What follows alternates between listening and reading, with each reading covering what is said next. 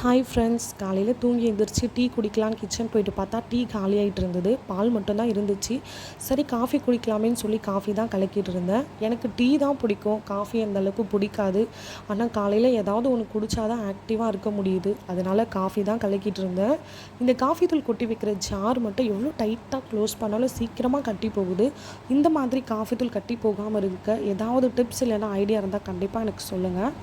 பாப்பா தூங்கி எழுந்திரிச்சிட்டாங்க. ப்ரஷ் பண்ணுறதுக்காக கூப்பிட்டேன். ஆனால் அவங்க நானே இன்றைக்கி ப்ரஷ் பண்ணுறேன் மம்மின்னு சொன்னாங்க. சரின்னு பாப்பா கிட்டே ப்ரஷ்ஷை கொடுத்துட்டு பாப்பா ப்ரஷ் பண்ணுற வரைக்கும் கூடவே இருந்தேன். பாப்பாவுக்கு கொடுக்கறதுக்காக ட்ரை கிரேப்ஸ் ஜூஸ் தான் ப்ரிப்பேர் பண்ணியிருந்தேன். பாப்பாவுக்கு ஒரு நாள் விட்டு ஒரு நாள் இதை நான் கொடுக்குறேன். ஃபஸ்ட்டெல்லாம் டெய்லி தான் கொடுத்துட்ருந்தேன். ஆனால் பாப்பா குடிக்க கஷ்டப்படுறாங்க. அதனால் ஒரு நாள் விட்டு ஒரு நாள் இப்போ கொடுத்துட்ருக்கேன். இப்போவுமே கையில் கிளாஸ் வாங்கினதோ பால் தான் நினச்சாங்க.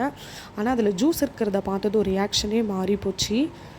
இந்த ஜூஸ் குடிக்கிறதுனால பிளட் இன்க்ரீஸ் ஆகும். அதுவும் இல்லாமல் இர்ரெகுலராக மோஷன் போகிற குழந்தைங்களுக்கு ரெகுலராக மோஷன் பண்ண ரொம்பவே ஹெல்ப் பண்ணும். அதுவும் இல்லாமல் குழந்தைங்க மோஷன் ஃப்ரீயாக போக சூப்பராக ஹெல்ப் பண்ணும். அதனால் பாப்பாவுக்கு இதை நான் கண்டிப்பாக கொடுத்தே ஆகுவேன். குடிக்க மாட்டேன்னு சொன்னாலும் விடுறதே இல்லை. கண்டிப்பாக குடிச்சு தான் ஆகணும்னு சொல்லி மிரட்டி கொடுத்துருது. நல்லாவே இல்லை அப்படின்னு சொல்லியிருந்தா. சூப்பராக இருக்கும் இதனோட டேஸ்ட்டு. அவளுக்கு பிடிக்கல, நான் என்ன செய்யறது? அம்மா காலையிலேயே மீன் குழம்பு ப்ரிப்பேர் பண்ணியிருந்தாங்க. காலையிலும் மதியம் 2 வேளையும் கூட்டி விடுமா குழந்தைக்கு ரொம்பவே நல்லதுன்னு சொல்லி காலையிலேயே ப்ரிப்பேர் பண்ணியிருந்தாங்க. இன்றைக்கி ஸ்பெஷலாக மாங்காய் போட்டு ப்ரிப்பேர் பண்ணியிருந்தாங்க. மீன் குழம்புல மாங்காய் போட்டால் சூப்பராக இருக்கும். அதுவும் இல்லாமல் இந்த குழம்புல மாங்காய் நல்லா ஊறி மாங்காய் மட்டும் எடுத்து சாப்பிடும்போது ஒரு தனி டேஸ்ட்டு கிடைக்கும். உங்கள் வீட்லேயும் மீன் குழம்புல மாங்காய் போட்டு சமைச்சிருக்கீங்களா? கண்டிப்பாக எனக்கு கமெண்ட்டில் சொல்லுங்கள். மீன் குழம்பு ஸ்மெல்லு கண்டுபிடிச்சி ரியா குடுகுடுன்னு ஓடி வந்து மம்மி இன்றைக்கி என்ன குழம்புன்னு கேட்டாங்க. மீன் குழம்பு தாண்டா அப்படின்னு சொன்னது, எங்கே எனக்கு கையில் ஊற்றுங்க டேஸ்ட் பண்ணலான்னு சொல்லி கேட்டாங்க. கையில் ஊற்றுனதும் நக்கி பார்த்துட்டு சூப்பராக இருக்குது மம்மி, ரொம்ப ஹெம்மி அப்படின்னு சொன்னாங்க. அதுக்கப்புறமா எனக்கு சாப்பாடு ஊட்டி விடுங்கன்னு கேட்டாங்க. சரின்னு சொல்லிவிட்டு சாப்பாடு எடுத்து வச்சுருந்தாங்க ஃப்ரெண்ட்ஸ். சைடில் அம்மா மீனில் இருக்க முள்ளை எல்லாத்தையும் எடுத்து தனித்தனியாக பிரித்து வச்சுருந்தாங்க. பாப்பாவுக்கு நான் சாப்பாடு ஊட்டிகிட்டு இருந்தேன். பாப்பா ஒவ்வொரு வாய்க்கும் தண்ணி குடிச்சிட்டே இருப்பாங்க.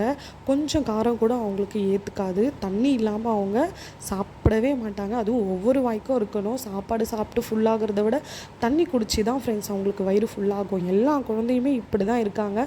மீன் மட்டும் தனியாக எடுத்து ஊட்டுனா இல்லை எனக்கு பூவா உள்ள வச்சு தான் ஊட்டணும் அப்படின்னு ஆர்டர் போட்டாங்க. சரின்னு சாப்பாடு உள்ளேயே வச்சு அவங்களுக்கு ஊட்டி விட்டுட்டேன்.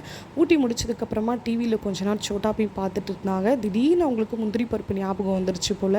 முந்திரி பருப்பு வேணும்னு கேட்டாங்க. நான் எப்போவுமே 3-4 முந்திரி அவங்களுக்கு கொடுக்கறது வழக்கம் தான். இன்றைக்கி சாப்பிட்ட உடனே கேட்குறதுனால 2 தான் கொடுத்தேன்.